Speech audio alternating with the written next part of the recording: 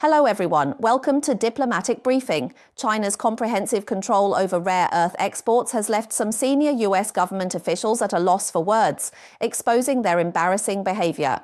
For example, the new US Treasury Secretary, Besender, has been flustered and agitated. At first, she claimed that China wanted to drag everyone down with them, and by October 15th, she even asserted that China's comprehensive control over rare earth exports was equivalent to confronting the entire world.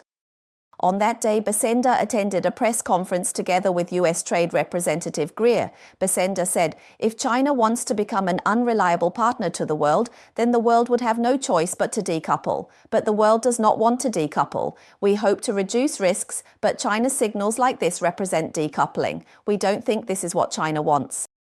Besender went on to say that in recent years, China has taken a number of retaliatory trade actions against the United States, Europe, Canada, Australia, and others. However, this latest move is not reciprocal retaliation. It is a form of economic coercion against the entire world. With this rule, China is essentially taking control of the entire global economic and technological supply chain. This will not only affect artificial intelligence systems and high-tech products. It could even affect ordinary consumer goods such as cars, smartphones, and even household appliances. Besender and Greer repeatedly stated that the United States is firmly demanding that China not implement these control measures. The two of them also said that the US side is optimistic that the two countries can ease tensions, but if China does not respond, the United States will take strong countermeasures. US officials seem to have been intimidated by China's rare earth countermeasures recently, haven't they? They're putting on a show of strength, but although they appear tough on the surface, deep down they're actually quite worried and don't dare to really fall out with China. Besender said that if China stops implementing the newly announced rare earth export control plan, the US might extend the tariff exemption period for Chinese goods to more than 3 months. Besender said, as an exchange, is it possible for us to further extend the exemption period? Maybe, but all the details will be worked out in the coming weeks. It seems clear that the United States wants to portray China's actions as targeting the whole world, aiming to rally its allies to respond together at this week's G7 summit.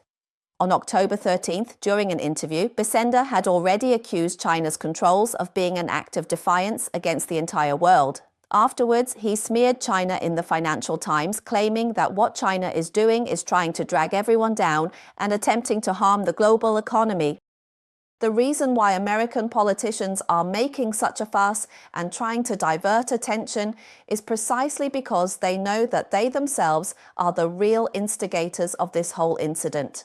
Even American netizens couldn't help but mock White House officials on the social platform X. One American netizen bluntly said, "Before today, I had never seen Besender so flustered. Has he gone crazy? It's clearly the United States wielding the tariff stick against the whole world, so why is it suddenly China that's supposedly confronting the entire world?" There were also netizens who earnestly commented, "Besender, what you call China confronting the whole world is in reality just China standing up to the West. Anyone with a discerning eye can see that the United States does not represent the world." As for Besender's claim about exchanging rare earths for a 3-month truce, the Chinese side has also responded coolly. On October 15th, Foreign Ministry spokesperson Lin Jian stated that the relevant Chinese authorities have already made their position on rare earth export controls clear, and that China's stance has always been consistent. It's very clear. On the other hand, the US says it wants to negotiate, but at the same time it threatens and intimidates with high tariffs and introduces new restrictive measures.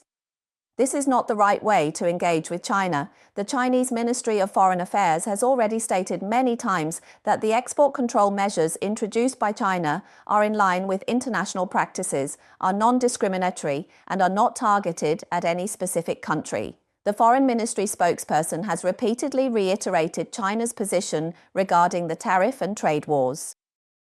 China's position is, if you want to fight, we'll fight, but the door to negotiations is open. The American media know the recent escalation in China-US tensions was provoked by the US.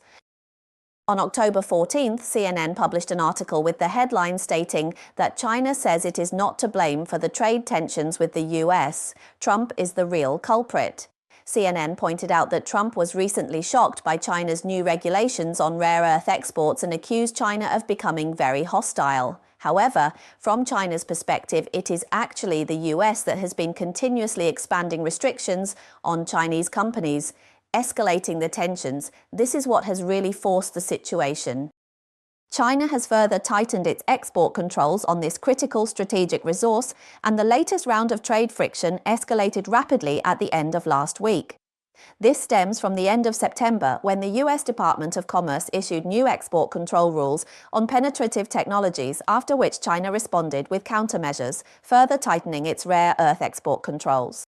Then, on October 11th, Trump announced that he would reimpose a 100% tariff on Chinese goods. China immediately vowed to take firm countermeasures. As a result, global markets became volatile, and the industry is worried that supply chains may be hit again, drawing widespread attention. Is it possible that the tit-for-tat tariff offensive from this spring will be repeated? There are even concerns that this round of tensions could affect the willingness of both China and the US to sit down and negotiate. Although Trump hinted that he might cancel the talks, US Treasury Secretary Bersent insisted on October 13th that both sides are still maintaining good communication and that more talks will be held. On October 14th, China's Ministry of Commerce also urged the US to promptly correct its wrongful actions and show genuine sincerity in negotiations, emphasizing that it is unacceptable to negotiate while simultaneously issuing threats and introducing new restrictive measures. It was reported that Jin Canrong, a professor at the School of International Studies at Renmin University of China, said that the Chinese side was merely responding to a series of minor moves by the US. Jin pointed out that since the 19th of last month, the US has not stopped making these small moves. The US acted provocatively first, and China only responded afterward. After causing trouble for China, the US then pretends to be innocent and tries to shift the blame. Wu Xinbo, Dean of the Institute of International Studies at Fudan University, also believes that there were signs of easing in China-US relations this summer. Secondly, after the China-US economic and trade teams held talks in Madrid, Spain in September, it wasn't long before the US once again expanded its export controls, adding the subsidiaries of companies already on the entity list to the list as well. This caused the number of restricted Chinese companies to surge to several thousand. Wu Xinbo said that from China's perspective, this kind of action is extremely malicious. This once again proves that the Trump administration lacks sincerity. If, after more than half a year of conflict with China, the US still doesn't understand that playing little tricks against China will bring about serious consequences, then I would say that the people in Trump's team can be described as utterly incompetent. Similarly, Trivio, a China and technology expert at the consulting firm Albright Stonebridge Group, analyzed that this round of escalation is reminiscent of the period in May when relations between the two countries spiraled downward. He said, "Once again, we are standing on the edge of a cliff, but this time the risk is even greater because both sides are already aware of the consequences." CNN pointed out that at that time, the US and China had reached a Phase 1 trade truce in Geneva, Switzerland, agreeing to significantly roll back tariffs.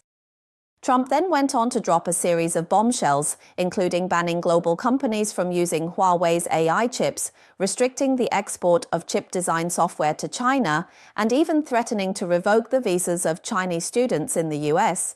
Trump's actions caused the negotiations to reach a deadlock, and it was only after several weeks that talks were able to resume. From the perspective of the Chinese side, it seems that China's move to strengthen rare earth export controls was a logical and reciprocal response to Trump's actions, rather than an attempt to gain leverage in the upcoming negotiations. China holds an almost monopolistic position in the global rare earth supply chain. Data shows that China controls about 70% of the world's rare earth mining, 90% of the separation and processing, and 95% of magnet manufacturing. On October 9th, China's Ministry of Commerce announced new regulations that not only expanded the range of rare earth elements under control, but also included production technology and their overseas applications. Foreign media have interpreted this move by China as a blow to the US automotive supply chain, forcing the Trump administration back to the negotiating table. The rare earth issue has repeatedly surfaced in the ongoing China-US trade talks, and the timing of the new regulations coincided with speculation about a formal meeting between the leaders of the two countries. According to Wu Xinbai, from Trump's first term to former US President Biden's period, and now to Trump's second term, the US has continuously imposed additional tariffs, technological restrictions, and sanctions on China. China has kept a record of these actions, and now it's time to settle the accounts.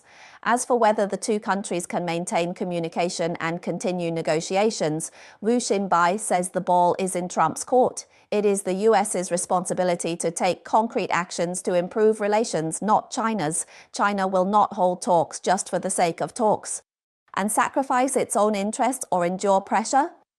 There are three main observations that can be summarized. First, some US officials have made flustered and contradictory statements. Sometimes in a panic, they strongly criticize China for provoking conflict, and at other times, they suggest a 3-month truce in exchange for rare earth supplies. These confusing statements reflect that the Trump administration is fundamentally powerless to respond to China's rare earth control measures. Second, even the American media believed that this turmoil was triggered by the US imposing sweeping sanctions on China in September. So it's no wonder that China is now seeking to settle scores with the US. If the US wants to negotiate, it will have to make concessions at the bargaining table.